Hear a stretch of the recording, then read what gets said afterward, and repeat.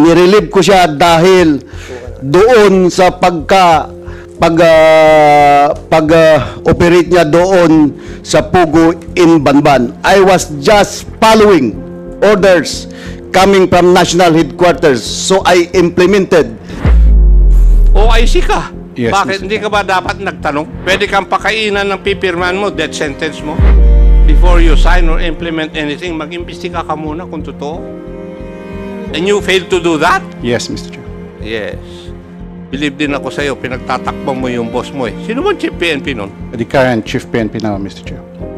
Yung current, General Romel Marbil, Mr. Chair. Si General Marbil. O, pinagtatakpan mo. O naman, no?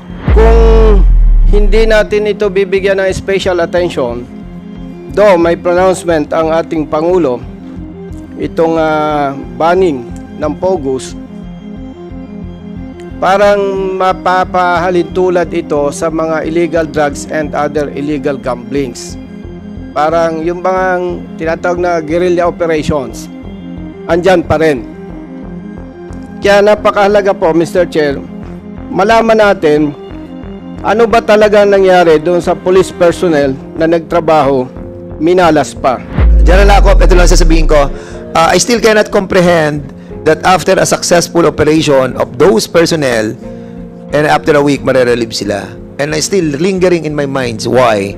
And now, it's becoming clear and clearer. So, Congressman Bosita, you have the floor right now.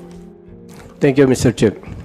Mr. Chair, during the last hearing, nabanggit po ni ASEC PAOK, General Cruz,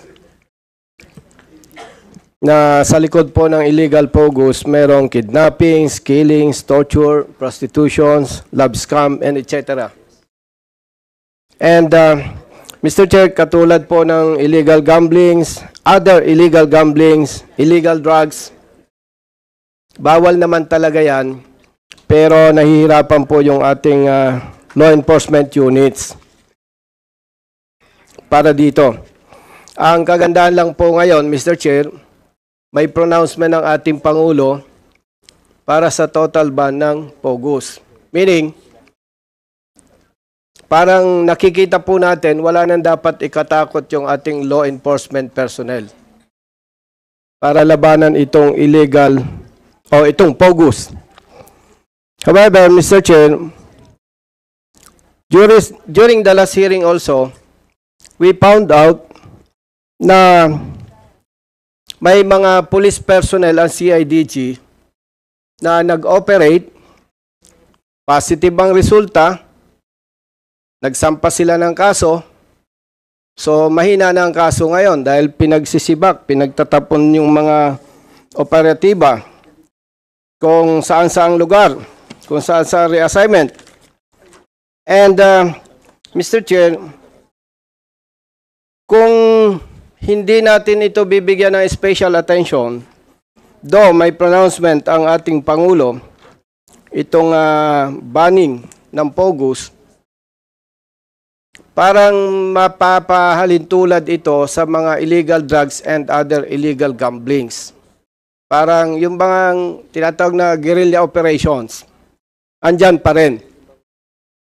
Kaya napakahalaga po, Mr. Chair, malaman natin ano ba talaga nangyari doon sa police personnel na nagtrabaho, minalas pa. Mr. Chair, with respect to General Karamat, then CIDG Director, meron po tayong kopya dito. Termination of designation of Police Colonel Buyakaw. Siya po ang dating Regional Chief ng RFU NCR CIDG. Na-terminate siya sa position niya last April 17, 2024. Mr. Chair, ang tanong lang po natin to General Karamat, ano po ba ang naging ground at na-terminate sa position itong si Colonel Buyakaw? May grounds po ba tayo dito, Mr. Chair? May basihan po ba tayo legally? Okay. O You're asking General Karamat, Mr. Chair? General Karamat, okay, go ahead. Good afternoon, Mr. Chairman, and to all the honorable members of this committee. Muli, fellow workers in the government, isang magandang hapon sa ating lahat. First of all, I would like to thank this committee for bringing out this matter regarding the relief of those personnel who are involved in the operation of Pogo. Actually, gustong-gusto ko na itong ma-clarify o ma-clear itong pangalan ko dahil I am being judged through social media and even sa mga newspapers alleging that I am a protector of the media because of the relief of those personnel involved in the operation. So, to all the netizens and to all the media who are present here, please take note. I have a presentation here why Colonel Buyakaw was relieved. Paki-present nga yung IBP ko. Mr. Chair, will we allow him to present? Yes, how many minutes? One slide lang, sir. One slide lang. Hindi, you have 1, 2, 3, 4. Sige, we will allow it. Okay. Go Next ahead. slide. Okay, next. Sir, that was a memorandum coming from DPRM addressed to the Director CIDG. Ako po yung director din to relieve Colonel Buyakaw of his post. In short, I was not the one who caused the relief of Colonel Buyakaw as insinuated by anybody that nirelieve ko siya dahil doon sa pag-operate niya doon sa Pugo in Banban. I was just following orders coming from national headquarters. So I implemented that memorandum coming from DPRM to relieve Colonel Buyakaw. Yung mga sinasabing na wipe out, yung mga personnel niya nakasama doon sa operation sa Bamban, some of those personnel, when Colonel Buyakaw was relieved of his post, some of his officers and men personally requested to be transferred. Alam naman natin na kapag bago ang boss, iba na gusto nila sumunod doon sa boss or they ask for the transfer. So in short, and simple language, hindi po ako nagpa-relieve kay Colonel Buyakaw and others. Thank you, Your Honor. So, Mr. Chair, meaning, lahat po ng personnel under Colonel Buyakaw voluntarily nagpa-relieve. Except for Colonel Buyakaw, sir, who was relieved by the DPRM. Actually, the one who signed the memorandum addressed to the Director CIDG is beside me right now, sir, who was then the OIC of DPRM, the person of Major General Bakay, sir. Okay, thank you, General Karamat, sir. General Bakay, sir. Nabasa ko po, ikaw yung signatory doon sa instruction, sa directive to relieve Colonel Buyakaw from his post as Regional Chief and CRCIDG. Ano po ba yon? May nag-utos po ba sa inyo or merong board resolution? Mr. Chair, magandang hapon po sa atin lahat, Mr. Chair. And to the honorable members of this committee and other resource persons. Mr. Chair, when I am the signatory of that memorandum directed to the Director of CIDG in my capacity as the officer in charge of Directorate for Personnel and Records Management. I am now with the Directorate for Investigation and Detective Management, Mr. Chair. The orders for given to classmate General Karamat, sir, came from the higher ups. It's a command guidance and in short and simple language, Mr. Chair, I was just following orders to implement the, to give orders for the relief of Colonel Buyakan, Mr. Chair.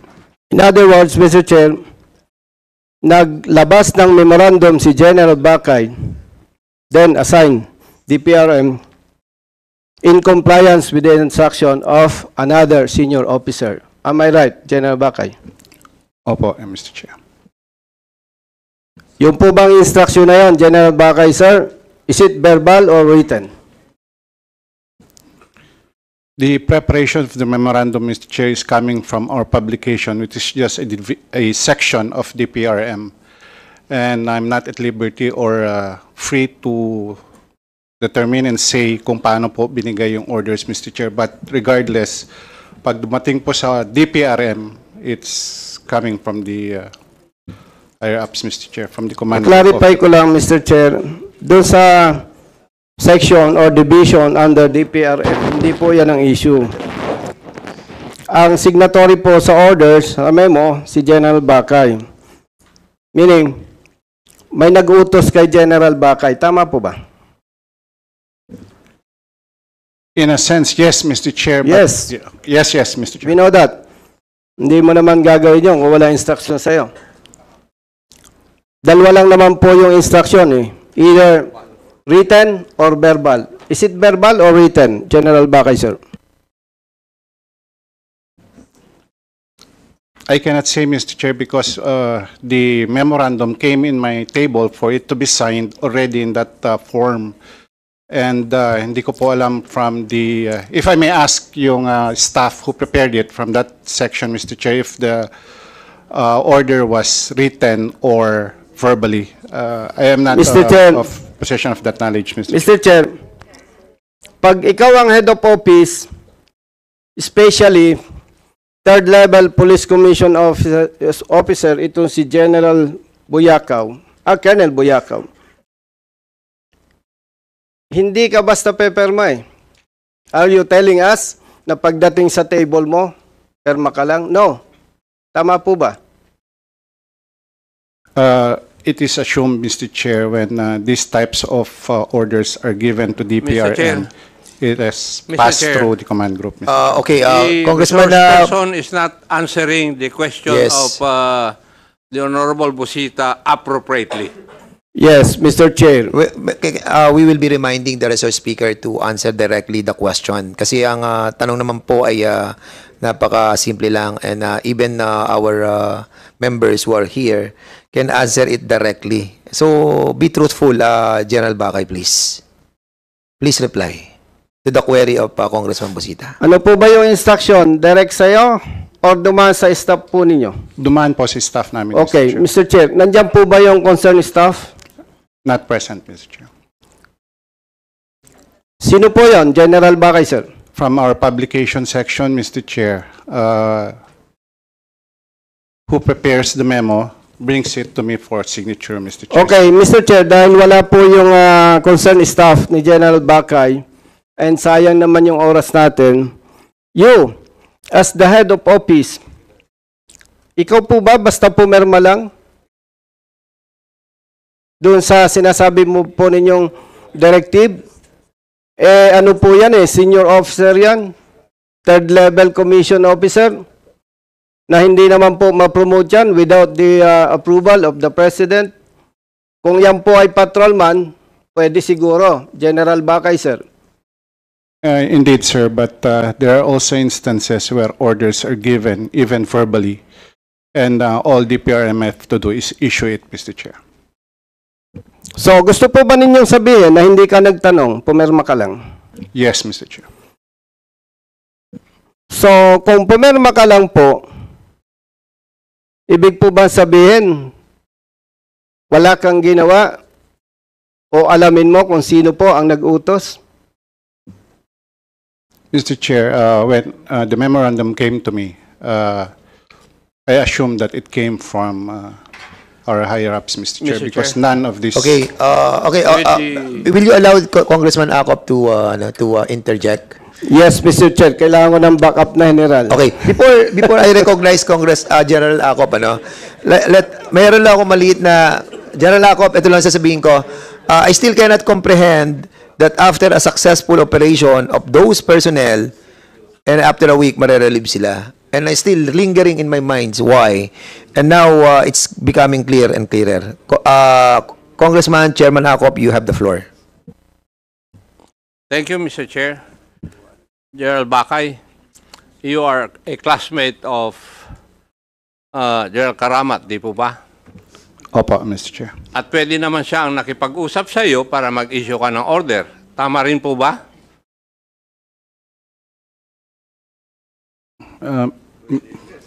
May I ask again for the question, Mr. Chair? Ang tinatanong ko lang, mag-classmate po kayo. Sinagot mo, oo. O pwede kayong mag-classmate, mag-usap. Pwedeng mag-request si Gerald Karamat sa iyo, pakitransfer mo nga itong si Colonel Buyakaw or whoever he is. Di po ba? Pwede yon? Pwede po, Mr. Chair. Pwede. Pero pag tinanong ko yon kung nangyari, sabi mo hindi nangyari. Tama? Yes, Mr. Chair. Yes. Now, you are the OIC of DPRM.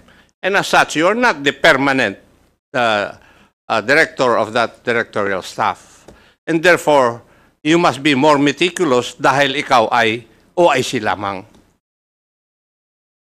Would that be correct? Correct, Mr. Chair. Yes. Pero in this instance, hindi ka naging meticulous. Alam natin na sa PNP, orders are given by higher authorities. Correct si Honorable Busita. Verbally and with a document. In this case, sabi mo, may dokumento. Anong sagot mo kay Honorable Busita? Was the order given verbally or documented? Yes, Mr. Chair. When I was the OIC... Ano nga, dalawa lang pagpipilian mo eh. Paiwas ka kagad eh. Do not be a lawyer here. Alam kong abogado ka eh. Pero ang tanong ko lang sa iyo, ano, verbal o written yung order na binigay sa iyo for you to issue orders to transfer Colonel Buyakaw? The order did not came from... I did not receive any order, Mr. Chair. Why did you sign it? OIC ka. Yes, Bakit? Mr. Hindi Chair. ka ba dapat nagtanong? Pwede kang pakainan ng pipirman mo, death sentence mo? Yes, Mr. Chair. I am... Turo sa kwanyan, di ba? Sa law school? Yes, Mr. Chair. Before you sign or implement anything, mag-imbestiga ka muna kung totoo. And you failed to do that? Yes, Mr. Chair. Yes. Believe din ako sa iyo, pinagtatakbang mo yung boss mo eh. Sino ba chief PNP nun? The current Chief PNP now, Mr. Chair. Yung current, General Romel Marbil, Mr. Chair. si General Marbil. O, pinagtatakpan mo. Ako naman, no? At tagal natin sa serbisyo, pinagbubulan mo pa ako. Thank you, Mr. Chair. Wala tayong quorum eh. Yeah, okay. Mr. Chair, to continue with all... With You're not yet done. Yes, Mr. Chair. Okay, I thought you're done. Hindi pa ako tapos, Mr. Chair. Okay, sige, go ahead. Mr. Chair, parang tama po yung I agree with the Honorable Chairman ako. Pero parang bitin eh. Mr. Chair, pwede po ba ma-invite natin? By the way, General Bakay, sir, sino po ba yung concerned staff mo do sa publication?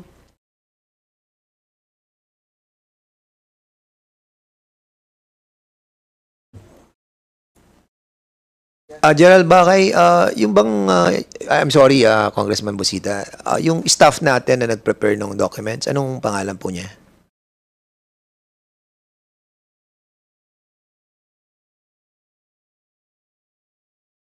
May we be allowed to Yes, research, Mr. Chair? ano lang naman yung staff nyo lang na nag-prepare ng documents. We're asking just for the name. Yeah. Are you asking that the name of that person? Yes, Mr. Chair, yung head or chief of publication. Please reply.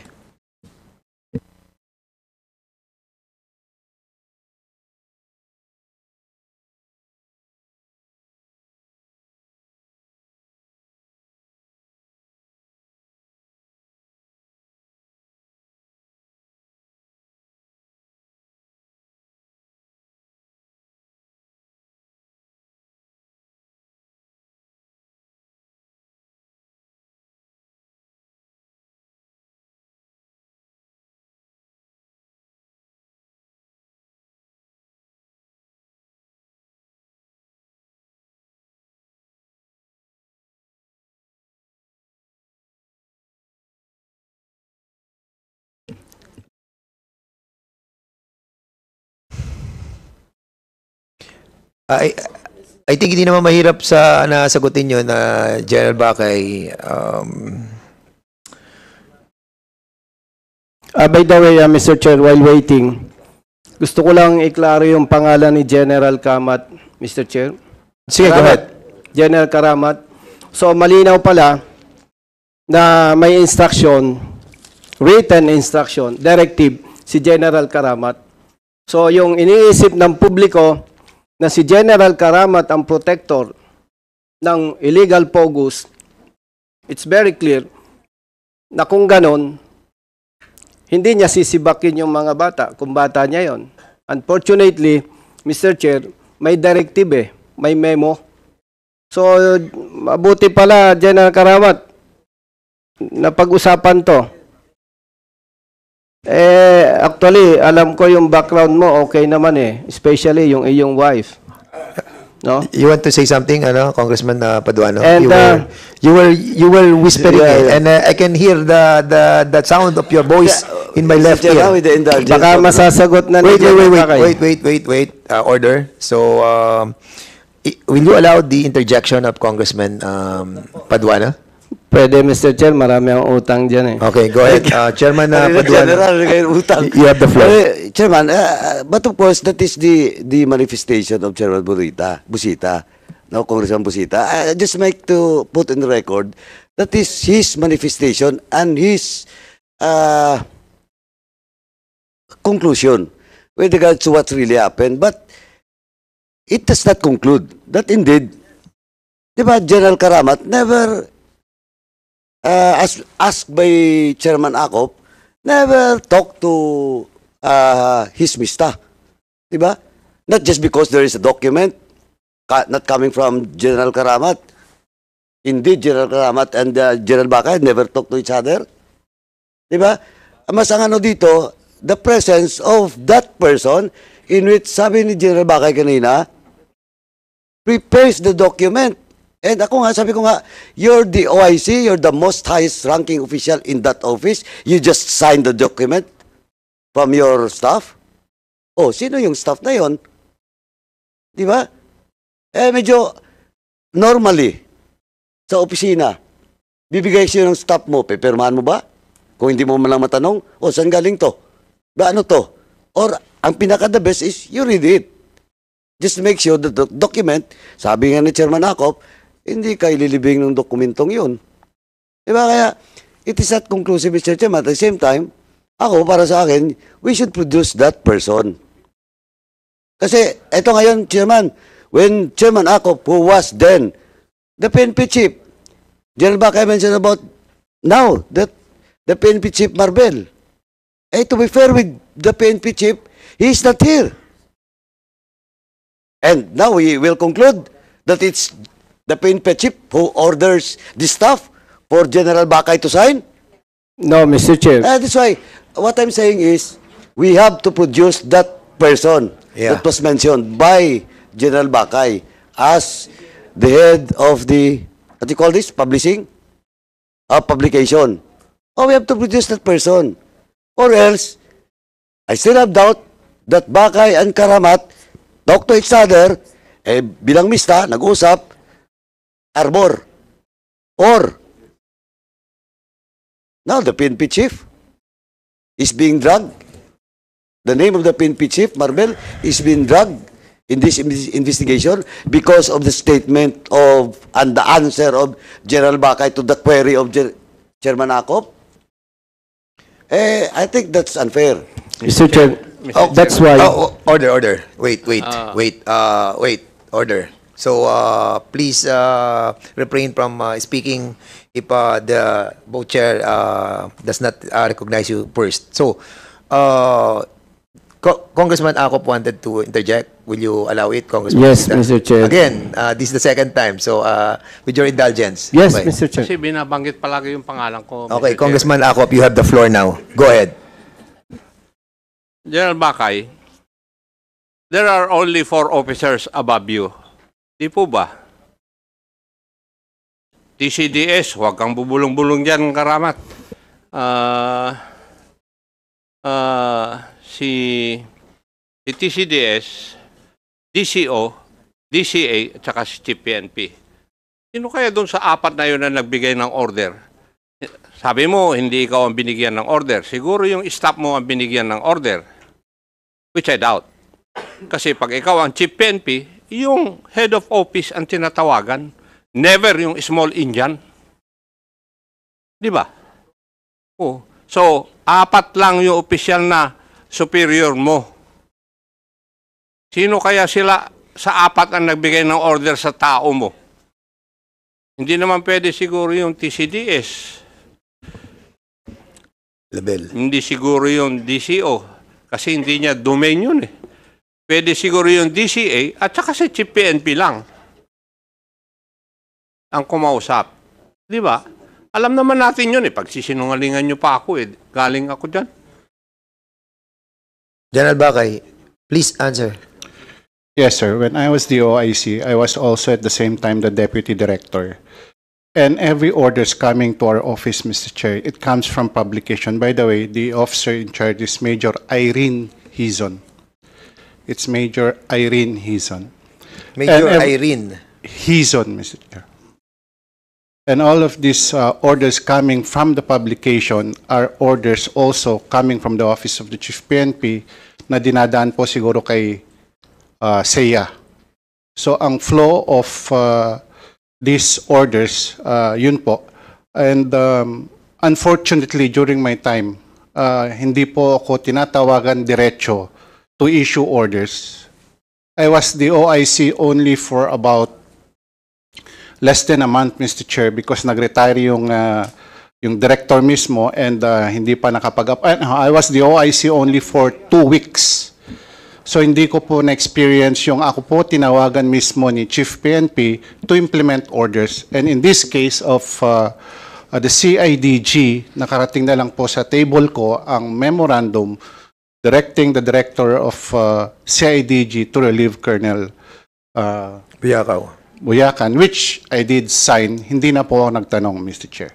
So in that case, we will be inviting the SEA and Mayor Irene Hizon.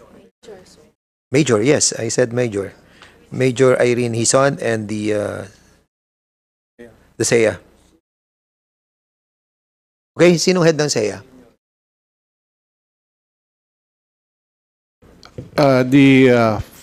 Na-relieve na rin po kasi siya, but the SEA that time was Brigadier General Chris de la Cruz of General Marbella. Brigadier General Yes, Mr. Chair. Christopher de la Cruz, Mr. de la Cruz. Can we invite the general himself? Mr. Chair, to continue. Sige, go ahead. General Bakay, sir. Si Colonel Buyakaw, after na ma-terminate sa kanyang post, binigyan po ba siya ng assignment?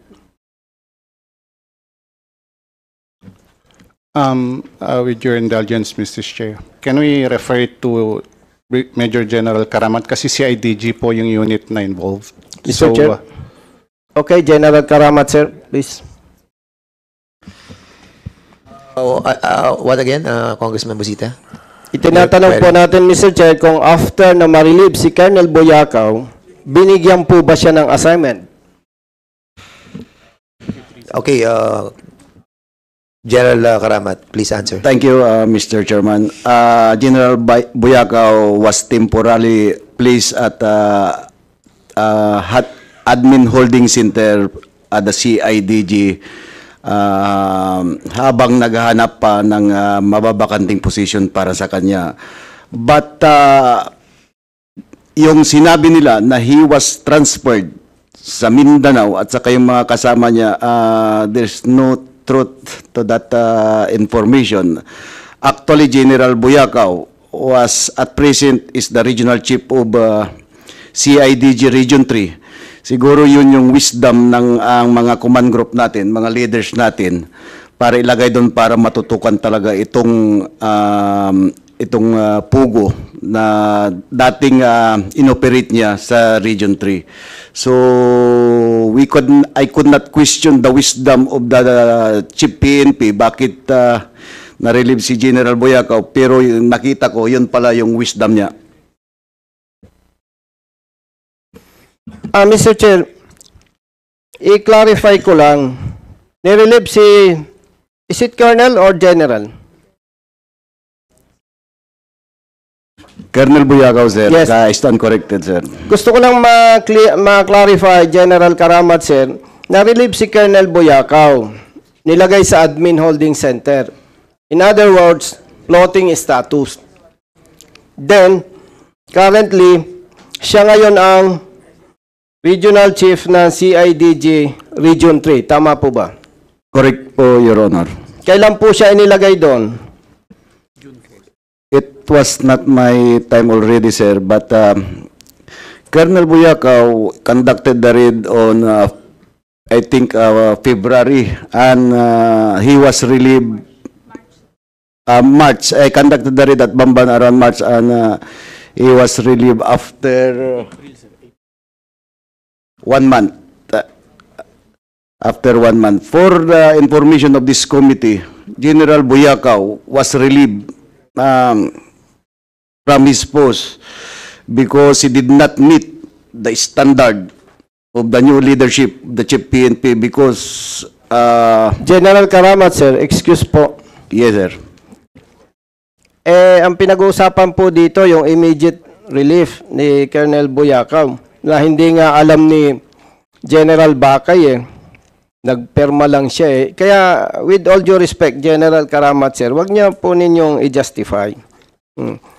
And Mr. Chair, there are more than 10 police personnel na kasama na relieve or na-transfer sa iba't ibang assignments. So, ito po ba pinili nila, General Karamat, sir? You're correct, Your Honor. Actually, I have a document here signed by the President Director of the CIDG explaining or the evidence why all this personnel was relieved. It's either they requested to be relieved or to be reassigned to another unit. So, duly signed by the President Director of the CIDG, sir. So, I will submit this document to prove na itong mga kasama doon sa mga nag-raid ay hindi ni-relieve dahil doon sa pag-raid nila ng Pogo, Your Honor. General, can you kindly submit to this chairman that documents pertaining to the reason why they were relieved? Yes, Your Honor. For the information of the members of this committee. Mr. Chair, to follow up the statement of General Karamat, You have only have 1 second. Hindi naman 2 minutes. 2 minutes. Na si Thank you, Mr. Congressman Chair. Jojo Lara. General Karamat, sir, nakikita ko po sa iyo, ginajustify mo eh. Pero, the question is, mahirap paniwalaan po eh. Why? After 2 consecutive successful operations, sa halip na bigyan ng awards and commendations na pagsisibak o na transfer itong mga tao na to. Kaya po, pasensya, with all due respect, hindi po valid yung justification mo eh. Bakit kadami naman ng matatransfer o masisibak, bakit sila pa after the operations? Ay alam natin na as per report, maganda yung kanilang operations. And kaya tayo, Mr. Chair, sincere dito, in line with the instruction of our President, itong banning ng Pogo, hindi ganun kadali na mapipigilan yan. At kung hindi ito mabigyan ng proper attention, Mr. Chair, matatakot na yung police personnel natin. Kaya po, dapat talaga, protection na natin ang mabubuti at mga responsableng police personnel, Mr. Chair. Yun lamang po. Maraming salamat. Okay, thank you so much. We will be going to the next. Before we proceed on that, no, I need to show something lang. Si Congressman Jojo Lara muna. But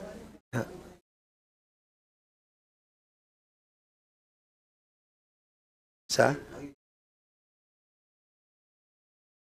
So you want to I'm going there. I'm going there.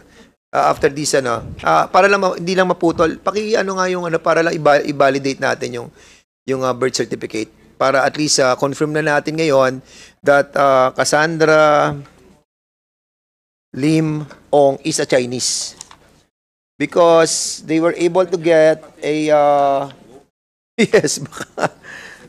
Can you kindly ayan na si Cassandra Catherine Cassandra Leong ay Chinese siya. So ang tatay niya is Richard Ong Chow Hong. Okay? And then yung isang birth certificate ng tatay naman niya na Chinese din yung kanyang tatay. And at the same time, ano ba yung yan. Okay, so basically, ayan na naman, problema na naman natin sa PSA. Okay? Yung pagkuha ng late registration. Ang istorya na naman ito, Yusek Gilbert Chris, can you kindly explain these two birth certificates? Okay, sir. Thank you, Mr. Chair. As to the modus on how Cassandra Leong gained her Filipino citizenship, sir, this is the same with suspended Mayor Alice Go. Yung ginagamit po nila, sir, is late registration of birth certificate.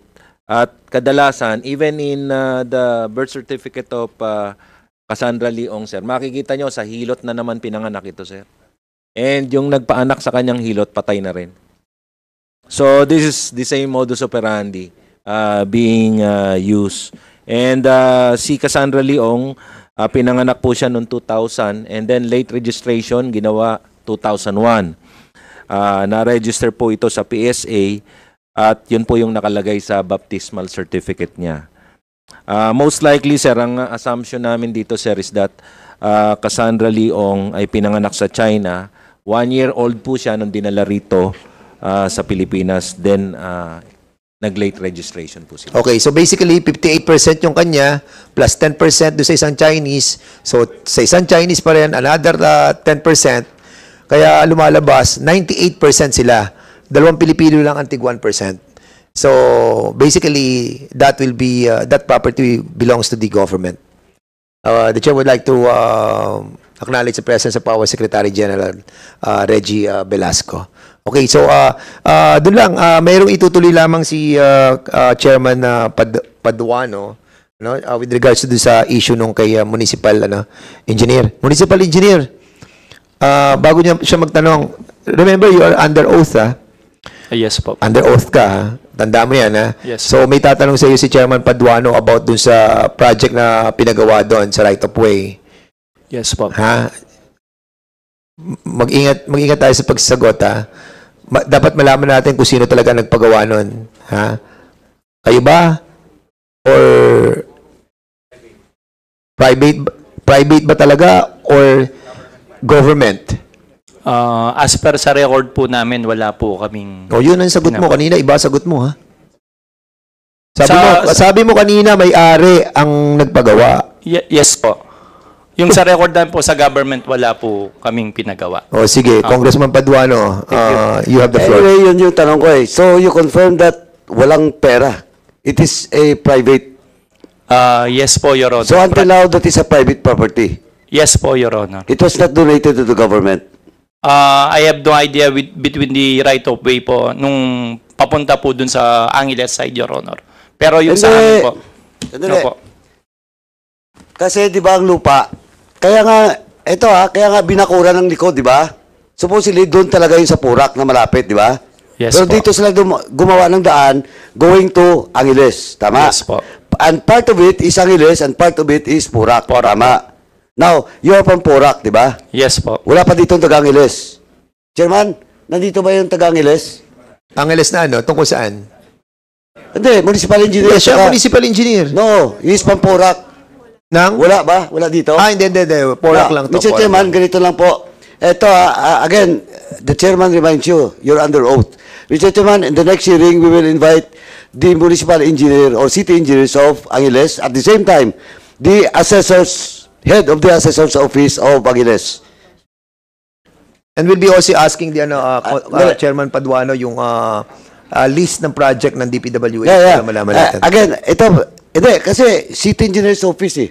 So, sa city, ang municipal engineer's office, di ba? So, munisipyo ng Porac. Tama? O, ang assessors nandito? Mr. Chair, the municipal assessor was unable to attend. Why? Because of her advanced pregnancy, Mr. Chair, hindi po siya makatravel. O, anong advanced pregnancy? Ilang buwan na ba? Due na po siya ng July 31, Mr. Chair. June and July 31? Opo. So the doctor advised her not to travel. Ay, na po, ano Mr. niya? Chair, galing Assistant? po Porac. Assistant niya? Mr. Chair, wala po kaming assistant O, assessor. sinong next to the assessor's office head? We will O, you bring that person... we will make this Or you bring that available. person in the next hearing that can answer the query of this committee. Yes, Mr. O Chair, now, I will do that. balikan kita. O, again, tatanungin kita. Sigurado ka pa na yung buong daan doon, private? Your Honor, as per po dun sa ano namin, sa boundary po namin, I cannot stand for Angeles po. Pero dun sa Porac side po, Your Honor, alam ko po, pagkakalam ko, based on my personal knowledge po, private po yung daan for now. Oh, you submit na lang this committee. Kailan ba ginawa yung daan na yun? When was that started? Wala rin po akong idea, Huh? Your Honor, kung Taga kailan. city engineer ka, hindi mo alam? When was you assigned? When was you assigned? Actually, I assume office po as municipal engineer, November 2018, Your Honor. Oh, 2018, kailan ginawa yung more or less? Estimate mo, yung daan. Based on my recollection, Your Honor, medyo matagal na po eh. Way back 2018 pa po, andyan na yung Oh, daan po. Mr. Chairman, pakisabit lang po lahat ng mga records doon sa mga projects ng Yes po. Municipal Engineering Office at the same time yung COA report. Yes po. Okay, Ito Mr. Chairman, Mayor, baka alam mo. Oh, when was the construction of that road? Dinatnan ko na lang po nung umupo. Umupo ka as Mayor. Oh, Yes, Your Honor. previous to that, are you the Vice Mayor or the Councilor of the town? Barangay Captain po ako. From Barangay Captain, you ran as Mayor and you won. Yes, Your Honor. So you never been a Councilor of your town? Vice Mayor nung 2007 to Oh, 2010. 2007. Oh, you check. Anong Vice Mayor ka? Nandun na ba yung daan doon? Palagay ko nandun na po yun, Your Honor. Oh, that's ridiculous. Yes, During Your that time, Honor. wala pang, what's the interest of, or those, sino yung mga doon, may-ari? What's the interest of Roberto doing that, diba, constructing that road on that year? Yes, Your without Honor. any business. Hindi, kasi doon na yung 100 hectares, doon na yung entry-exit nila. When was that? Yung 100 hectares, it was that purchased by that Pogo company? I'm not really sure, Your Honor. Oh, Mr. Chairman, LRA nandito ba? LRA? Wala. Oh, Mr. Chairman, we better, Chairman, I will better invite LRA in the next hearing and submit to this committee all the pertinent document with regards to the 100 hectares being claimed and mentioned by Mayor. No, yung 100 hectares. We'll check if indeed that land is owned by that Pogo operator and that 8.2 hectares. When was that constructed, Mr. Chairman? Because we need to see it kasi dalawang municipality yun. all right. So, And again, Mr. Chairman, sending invitation to the municipality of Angeles, inviting the assessors and the city municipal engineer's office, pakilagay lang po yung mga documents that we need with regards to that property owned by that Pogo, yung construction of that road. Wala rin kasi at the end of the day, if you're not telling the truth, lalabas din. At that is on record. Yes, Your Honor. Ay, Mayor, that is on record. Apo. Oh, hindi pa ako tapos. Mamaya, pag may time ako, tatanungin pa kita. Kasi it just pertains to the road. And yung kay Cassandra, Mr. Chairman. Ong, yes, Cassandra Ong. Go ahead. Pwede ko na ituloy? Yes, go ahead. Okay. And before you proceed, the chair would like to recognize the presence of the Deputy Speaker, JJ Suarez, and the chairman, Joboy Aquino, who are here. Thank you, sir, for being here. Go ahead. You can proceed, Congressman Anyway, Chairman Paduano. binuksan mo na rin po yung kay Cassandra Ong. Sir, Yusek, Pahok, if I hear it correctly, may holdings na kayo kay Cassandra Ong. Tama po. Yes, sir. So Cassandra Ong is using 2 passports. Both? Check, sir. I think. BID, if the DFA is present, Mr. Chairman? Wala. Congressman Paduano, nakatingin na sa akin si Jojo Lara, ha? Hindi. Binigyan mo ko time. Yung DFA, tinatanong ko briefly. dito. Briefly, ha? Kasi medyo kanina pa si Jojo. Sige, go ahead. Yusek, ito na lang po. 2 minutes. Wala bang DFA dito? Chairman, walang DFA. Wala. Foreign affairs, I don't think that we have invited BID them wala over. din. BID wala din. No, we invited the Bureau of Immigration. Bureau of Immigration nandito ba? Wala. Wala sila. On the next hearing, Mr. Chairman, we will invite DFA and BID and for them to submit all the pertaining documents with regards to Cassandra Ong, the personality of that person. Yes. Yusek, ito last na lang po, Yusek. Yes, sir. Para mabilis kasi nagmamadali si Chairman kakaya kay Kong Jojo.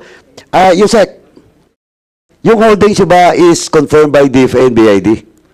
Yes, sir. Actually, may isa lang ang passport niya, sir. She's using Philippine passport. Oh, so she's using Filipino passport. Unlike Yes, sir. in all other investigations we had in this Congress, in this 19th Congress, marami po using 2 passports. Yes, no, sir. they claim to be Filipinos, but they're using going abroad the Chinese passport. Now, in the case of Cassandra, you confirm.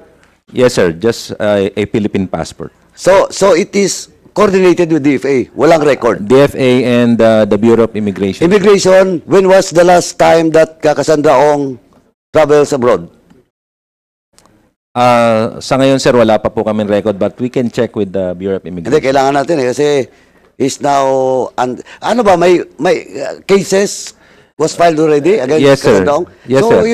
Incorporator siya, sir, ng... So if there's a case filed, better at the very least, dapat nakatimbre na sa BID. Kung hindi man hold departure order, sa watchlist na. Red flag na tayo dapat, di ba? Because she has, as you have said, she has a pending case. Yes, sir. So, Chairman, I think again, notified na BID about Cassandra, right?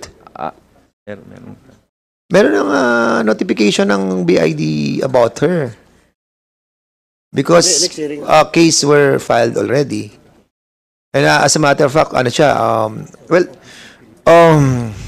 Anyway, Chairman, Sige, go ahead. ano na lang po, paki-invite na lang po ang DFA at saka BID and all the records of Cassandra Ong with regards to passports, either Philippine passport or Chinese passport, and the last entry and exit of Cassandra Ong in the country. Okay. Thank you, Chairman. Thank you so much. So, finally, Congressman Lara, you have the floor. Thank you, Mr. Chair. Address ko lang kay Chairman Al.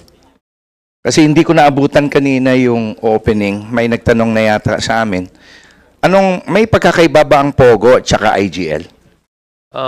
Actually po, yung Pogo po, panahon po nung previous administration at nagkaroon po kami nung nakita po namin na marami po doon sa 298 ay involved na nga sa iba't ibang uri ng mga criminal activities.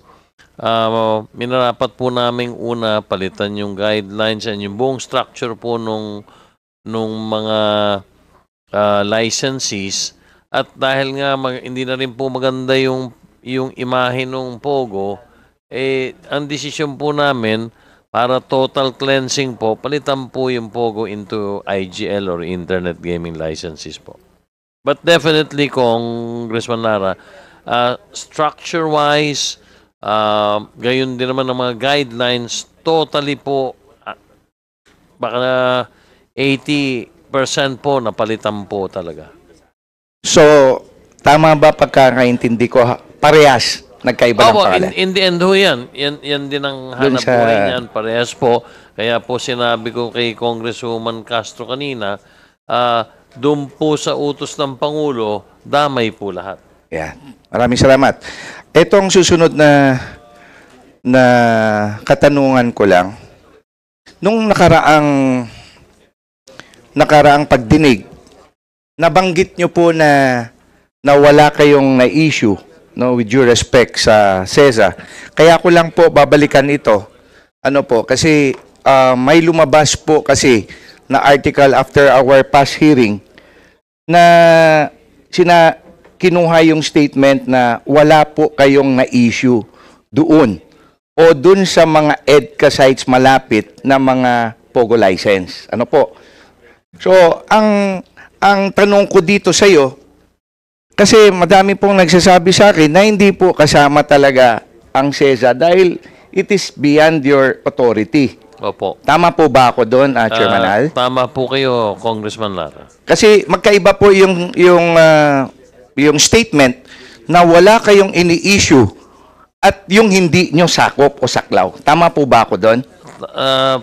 Kung bibigyan niyo po ako ng panahon makapagpaliwanag, Congressman Lara. Yung po kasing dalawang katanungan po yung tinanong sa akin nung nakaraan eh. Meron po bang kayo rin po yata doon sa may mga EDCA sites? Ang sabi ko, which hindi naman po nasasakop ng CESA yon. Ang sagot ko po sa inyong katanungan noon, wala pong in-issue kailanman ang PAGCOR ng mga lisensya doon po sa mga malapit o nakapaligid sa EDCA sites. Pagdating naman po sa CESA, maliwanag po sa kanila pong charter, yung kanila pong charter ay pambihira sapagkat sila po ay may kapangyarihan or authority na makapag-issue ng gaming license sa kanilang jurisdiction without having to pass through PAGCOR.